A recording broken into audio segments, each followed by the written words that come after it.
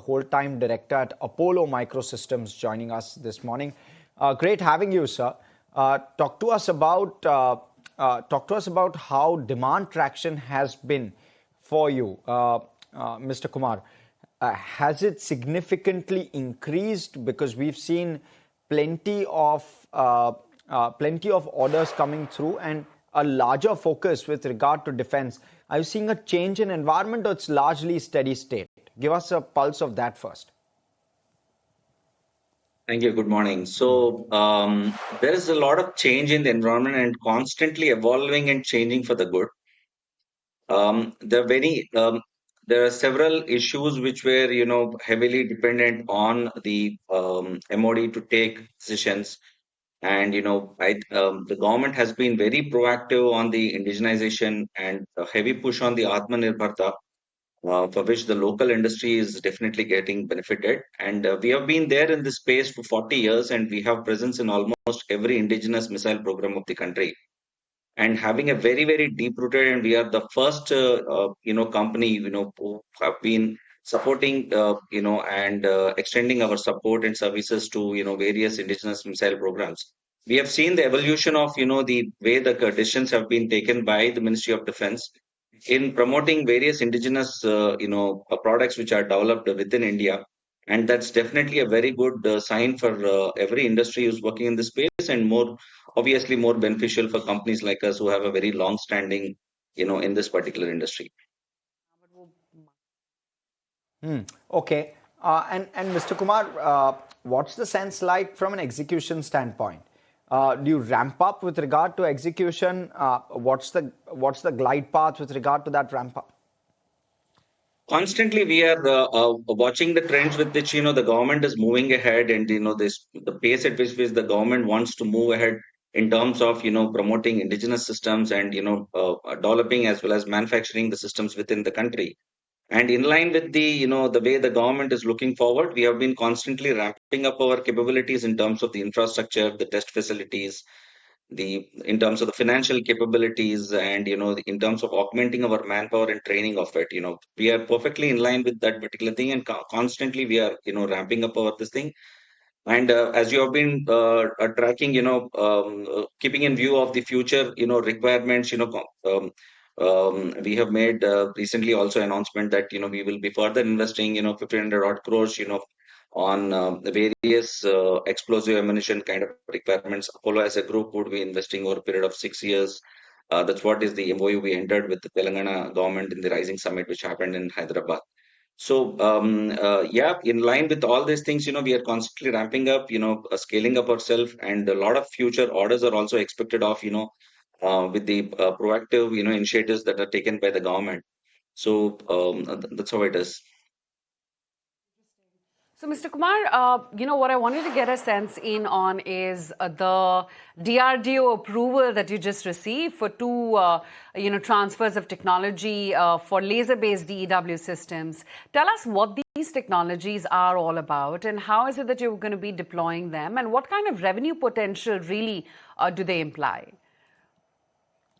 Yeah, see, we have started working on this anti-drone system on hard kill application for Indian Army under the Make project, and in which for a swarm of drones, we have earlier also announced that we are developing ground-to-air rockets on a fragmented base system for killing a swarm of drones, where it's a complete weapon system complex. It's not just an anti-drone, wherein the radar, the detection of the RF, and the EOIR system, along with the rocket which will kill a swarm of drones. This is a complete wholesome weapon system complex kind of an application that we are currently under development, which will go for trials in next 1 quarter. And adding to this, the threats of the aerial are multiple. Actually, it's not one kind of a solution that would address for it. So another kind of a kill system is either maybe an is soft kill, which is based on RF jammer, but which is also a solution that we are offering. Apart from that, laser is one such system, direct energy weapon. This is the future tech, presently across the globe, people are deploying. So this is a tech specifically developed by DRDO, and we are thankful to DRDO for, accepting our request and approving this approval. There's a huge potential for this DW system. If we talk about TAM, it's thousands of crores, but we have to absorb this technology. We'll quickly absorb this technology in next couple of quarters, and we have some interest coming in both domestic as well as international for this product, complementing to the existing solutions that we are offering in this space of killing the drones or swarm of drones, which will continue to be very large. I think it multiples of thousands of crores is the overall TAM, but at least few hundreds of crores is what is the expected of. Right, interesting. So, you've also received this 10,000 kW laser technology as well, right? And you're tracking sensors too from IRDE. What's the expected timeline to move from these to a production-ready prototype for field trials? Yeah, a couple of quarters, I think. A couple of quarters. That's what I said. Okay. Yeah. Right, understood. You also did talk about, a make category for anti-drone systems. Tell me, what is the status right now? And will these be offered as, say, a combined hard kill laser, soft kill jamming package to the armed forces? If you could just give us some color on this. The solution presently under development. I think next 1 quarter we'll go for trials for our fragmented rocket for killing the swarm of drones. The rest of the solution is also getting built. I think in 1 quarter, I think we should get into testing and trials for this particular system altogether. I think in next 2-3 quarters we will add this laser TW system also, and which would add to the overall complete weapon system as a complex actually for killing the swarm of drones. I want to ask you about competition in the segment. How does your DEW subsystem capability compare with other domestic players, say like a Bharat Electronics or an Adani Defense, both in terms of cost per shot and engagement range? Yeah, this is a tech which we have taken from DRDO, and for others also the tech has come from DRDO itself actually. Everything is a different variants for different applications, different power of the laser is being used. This particular 10 kilowatt, obviously for drones, as I said, for short range application, I think all of us are on a similar platform actually. Mr. Kumar, how large is the export opportunity, and how seriously are you a contender there? Export opportunities are very, very large, sir. But it all depends on Indian government giving approvals for export, mostly for the friendly countries. The size of the export market is continuously growing with the growing threats of aerial systems going forward. As I already told, it's in thousands of crores. It's all about you addressing the market, identifying the potential friendly countries, and government giving an approval for it. But going forward, you will see that this is one such a system. It's a very, very sensitive system. It's not just like any other weapon or like any other product. It's a very, very sensitive system. It all depends how government would be acting in terms of giving approvals. But surely there will be a huge market, both domestic as well as for international, and we are aiming for both of them actually. What should the 3-year journey be, sir? Because your order book was in around the 800 crore number at the end of Q2. So how should the 2 or 3-year journey be looked at in terms of your top line growth? How is execution likely to play out, and how much can you ramp this top line up by? Guidance, I think we have already given our guidance to the markets that we will grow somewhere between 40 to 45, 45 to 50%. 40 being the base and 50 being the scale, on a very, I would say on a very pessimistic way, based on the current order book, the funnel that we have, the approvals that are already in place. But, the size of ramp up in terms of the infra and other things that we have already done, we are able to execute much larger orders, and the top lines may grow further. But, as far as guidance point of view, I would not make any commitment like that. As the quarters pass by and we enter the new financial year, and we keep giving a better guidance, on the status at which we are there at that point of time. But as far as the order book is concerned, the order books are continuously increasing, and a lot of things are also in pipeline. Predominantly, we have been a tier 2, tier 3 suppliers. Most of the times, it so happens in case of a tier 2, tier 3 suppliers, there are lot of orders already in place with our customers. We take orders one after the other. That's how the execution of it. From a system integrator to a tier 2, tier 3 suppliers, the order flow would be there. That way, consistently, if you see for the next few years, we have a consistent order book coming up. Apart from the very large cap orders that are expected of directly from Navy and Army to us, and we will keep you posted from time to time on that as well, which will further ramp up. Mr. Kumar, this 26 odd percent in terms of your EBITDA margins, and you've guided, I know, for a slightly lower number, but this 25 or maybe 22 to 25% kind of range that you've consistently clocked, doable in your opinion, because it's a sensitive sector as such, and therefore give us a sense.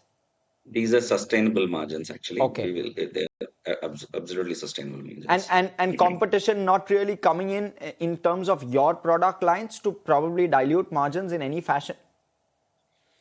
We are working in something very, very niche in certain segments. Absolutely, I do not have any competition, actually. In certain areas, I do have a competition, but it doesn't mean that the margins are going to shrink, or the order book is going to shrink. The size of the business in this particular space is growing very, very high, and we having a very, very huge deep-rooted presence in multiple programs. I don't think there will be any shrink in either in the size of the order book, nor would there be any issue in sustaining the margins that are presently there, actually. Two concerns, Mr. Kumar. One is primarily being a pure technology company. Our presence is, or the revenues are mostly dominated by the development projects, actually. So that way the eggs are laid in multiple baskets and the revenues are coming from the multiple streams, actually. So whenever I interact with some of our investors also, I say we have been very proactively doing a lot of plant visits also. We request our investors to come and see how this happens. The process is there. That is the production process, the development process there. How critical is this in terms of taking up development? We are not just a production company alone, so that makes a lot of difference. So not just based on a narrative, it's just based on the ground reality, how difficulty this business is all about doing in defense, particularly when it comes to a core development projects. That is how it has to be looked at, is what we would like to communicate. Okay. Two possible concerns. One is on the inventory front, which has doubled since FY23, and your trade receivables also have doubled, due to which working capital cycles have gotten elongated. What's the outlook like with regard to that, and what can one pencil in or anticipate going forward? Yeah, I think the timing of your question came after my answer has come, actually. Our revenue predominantly getting dominated with the development projects. Actually, the inventory holding as well as the receivable is actually a little stretched, and which is slowly, steadily inching in towards the good improvement. But as the production orders kicks in, in the next few quarters, and the percentage of the production orders, gets improved, I think these numbers will further get to improve. This guidance is also given by us in every quarter. For the last 3-4 quarters, we have been telling that the production orders are slowly increasing, and as it keeps increasing in next few quarters and the revenue starts kicking, I think you will see the lot of improvement. But primarily, it so happens during the development cycle, the cycle of the development, the cycle of the production in a defense system is extremely elongated. This is how the nature of the business is. For everyone in the industry, not only in India, across the globe, it is like that. But as far as Apollo is concerned, because most of the revenue presently, our presence is there in most of the development projects. The numbers are looking like as a stretched, but as the production orders are, increasing, which we are expecting in next few quarters to be increasing, and the revenues of that clicking, I think the numbers, in terms of the annuity point of view, I think definitely there will be a lot of improvement. And Mr. Kumar, last question with regard to working capital days, therefore. It's currently at around 250. Correct me if I'm wrong. How much can it shrink from here? So I'm trying to get a sense as to what's the bandwidth and what should the normalized number be that an investor should look out for? There is nothing like a normalized number. We are not a product company. The product mix is totally different, actually. Okay, it depends on the quarter to quarter what type of products are getting.